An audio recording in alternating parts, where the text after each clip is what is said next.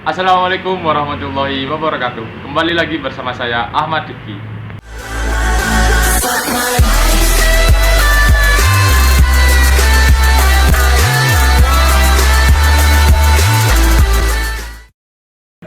Oke teman-teman, pada video kali ini saya akan menyampaikan sebuah materi di mana ditujukan untuk memenuhi tanggung jawab saya sebagai mahasiswa agribisnis Fakultas Pertanian Universitas Trunojoyo Madura dalam mata kuliah Ekonomi Bisnis Syariah. Nah, materi yang saya akan sampaikan yaitu tentang musako. Pembahasannya yaitu apa pengertian musako, dasar hukum musako, syarat dan rukun musako, serta bagaimana cara mengimplementasikan musako ini di dalam kehidupan sehari-hari. Baik, supaya tidak lama-lama, mari kita langsung masuk ke pembahasan. Oke teman-teman, masuk ke pembahasan.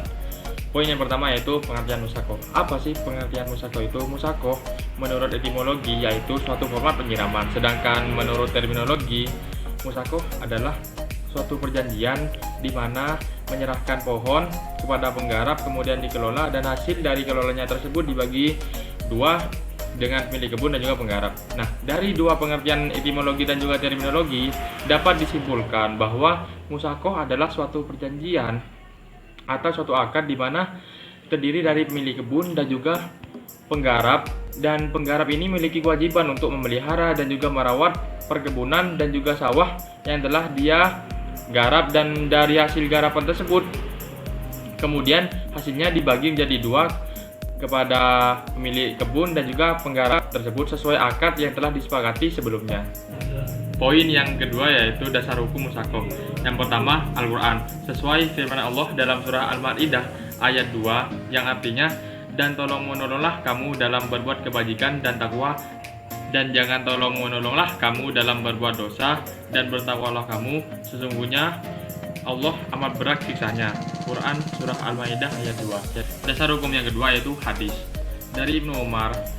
Sesungguhnya Rasulullah SAW telah mempekerjakan penduduk Khaybar dengan upah separuh hasil dari tanah yang digarapnya berupa buah atau tanaman. Hadis riwayat Muslim.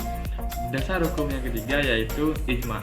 Musako juga didasarkan atas ijma, yaitu kesepakatan para ulama, karena musako ini merupakan transaksi yang amat sangat dibutuhkan oleh umat untuk memenuhi kebutuhan hidup sehari-hari, dan juga musako ini merupakan sebagai kebutuhan sosial di mana dapat mempekerjakan orang-orang yang kurang mampu. Poin yang selanjutnya itu syarat-syarat musako. Yang pertama, kedua belah pihak dalam melakukan transaksi, baik pemilik kebun dan juga penggarap, harus memiliki kecakapan hukum, yakni berakal dan balik, serta tidak dalam pengampuan dan juga milik sendiri.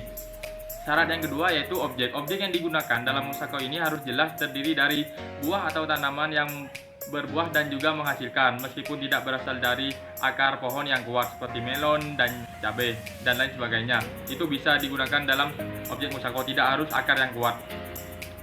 Syarat musako yang ketiga yaitu lahan garapan harus diberikan sepenuhnya kepada penggarap setelah adanya akad yang jelas. Syarat yang keempat yaitu lahan garapan ketika sudah diserahkan kepada penggarap oleh pemilik kebun, diusahakan pemilik kebun ini tidak ikut campur tangan dalam proses pengelolaannya. Syarat hukum yang kelima yaitu hasil panen dari proses penggarapan sesuai perjanjian merupakan hak dari kedua belah pihak, dari pemilik kebun dan juga penggarap sesuai akad yang sudah disepakati. Syarat yang keenam yaitu memuat penggarapan secara jelas. Hal ini dilakukan supaya tidak ada sengketa dari kedua belah pihak di kemudian hari. Poin yang selanjutnya itu akad musako. Yang pertama, akad musako dilakukan sebelum buah itu layak untuk panen. Maksudnya di sini ketika buah itu sudah layak panen, maka tidak ada kontribusi yang dilakukan oleh penggarap, dan ini tidak berlaku ketika dalam proses musako. Yang kedua, adanya tenggang waktu yang jelas. Maksudnya di sini proses musako akan dilakukan selama berapa bulan atau berapa tahun, seperti itu. Yang ketiga yaitu akad dilakukan setelah tanaman tumbuh, dan akad yang terakhir yaitu pemilik kebun benar-benar tidak mampu atau tidak bisa melakukan proses pemeliharaan dan pengelolaan kepada tanaman atau kebun yang dia tanami lebih awal. Poin yang selanjutnya itu hal-hal yang dapat membatalkan musako. Menurut ulama fikih terdapat 3 hal yang bisa menyebabkan kegiatan musako itu berakhir atau batal. Yang pertama, tenggang waktu yang telah disepakati habis. Misalnya telah menyepakati 6 bulan proses musako. Nah, lebih dari 6 bulan proses musyakoh ini batal ataupun berakhir.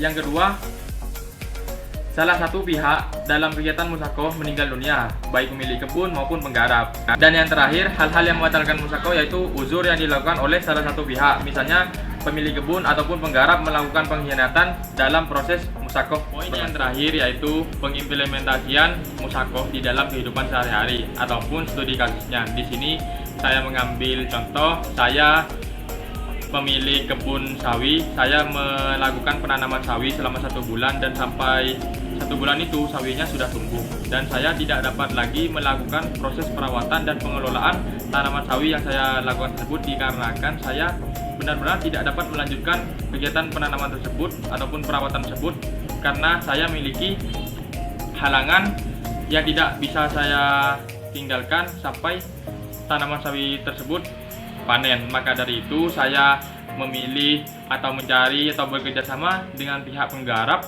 untuk melakukan proses perawatan dan penanaman sawi yang saya miliki tersebut. Nah, di sini saya dan pihak penggarap melakukan akad dan syarat yang disesuaikan misalnya. Dan di sini misalkan saya menentukan durasi waktu kegiatan musyakoh ini berlangsung misalnya selama 6 bulan dan juga pembagian persentase ketika hasil panen nantinya. Misalnya 60% untuk pihak penggarap dan juga 40% milik saya.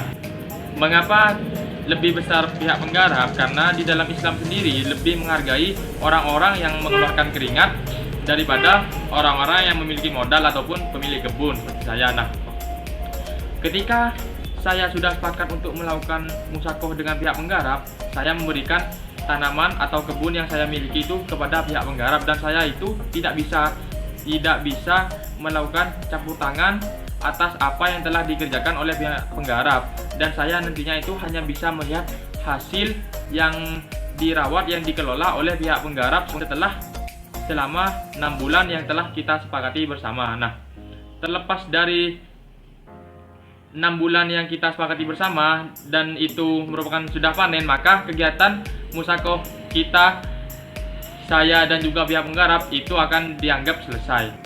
Oke teman-teman, dari penyampaian materi tentang musyakoh barusan semoga bisa bermanfaat untuk kalian semua, dan mungkin hanya itu yang saya bisa dapat sampaikan pada video kali ini. Kurang lebihnya mohon maaf. Ahmad Rifki undur diri. Wassalamualaikum warahmatullahi wabarakatuh. See you next video. Bye bye.